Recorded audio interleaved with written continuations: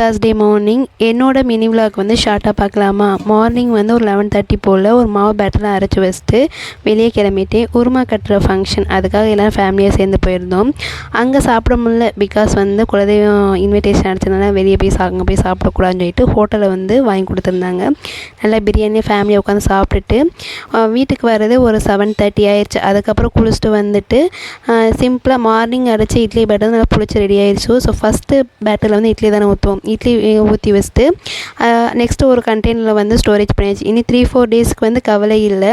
நாளிலேருந்து நம்ம வீட்டிலேருந்து விரதம் ஸ்டார்ட் பண்ணிடுவோம். ஸோ நம்ம வீட்டில் குலதெய்வம் வந்து நம்ம விரதம் இருக்க முடியாமையா, அதுக்காக நாளிலேருந்து ஸ்டார்ட் பண்ண சொல்லிவிட்டு எல்லாத்தையும் ரெடி பண்ணி வச்சுருந்தேன்.